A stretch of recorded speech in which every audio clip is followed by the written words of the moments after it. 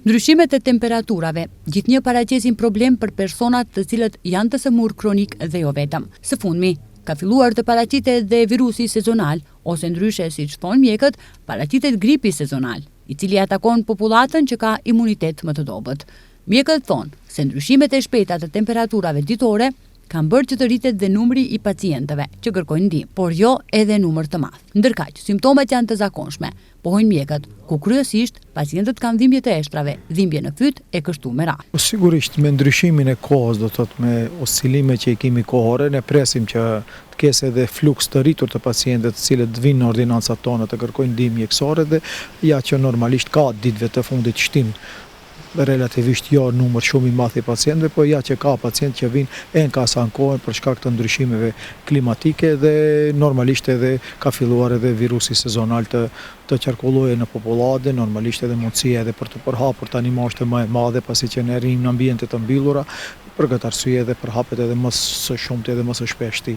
virusi dhe numri është dikundi i rritur pa pacientët të cilët vinë ankohen të ne, kanë probleme me fytin, kanë probleme me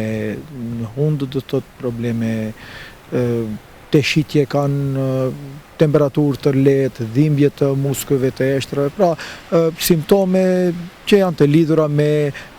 gripin apo me virusin sezonal. Në ndërkohë, në këtë periudhë të vitit në vijim sipër është edhe vaksinimi kundër gripit sezonal. Mjekët apelojnë që qytetarët të vaksinohen dhe të mbrohen nga viruse të ndryshme. Tashmë java e tretë e vaksinimit dhe kjo vaksin aplikohet që nga viti 2018 e këndej. Si duket ka interesim të madh, duke i parë në statistikat vit pas viti, vitin 2024, si duket dikundej 13 deri 15% ka pasur rritje të numrit të pacientëve të cilët e kanë aplikuar vaksinën, po ka edhe një grup moshe të cilët nuk hinë, apo grup njerëzish nuk hinë në këto kategori që i përmenda unë më lartë, mirë po ja që mundin këta realizojnë me anë të pagesës vetanake dhe normalisht edhe ai çmim nuk është një çmim shumë i lartë dhe në këtë mënyrë e aplikojnë dhe normalisht apeli jonë që gjithë ata të cilët kanë probleme shëndetësore që i përmenda më lartë, pra sigurisht se duhet ta marrin vaksinën e gripit, duke i parë edhe përvojat nga pacientët që i kemi të cilët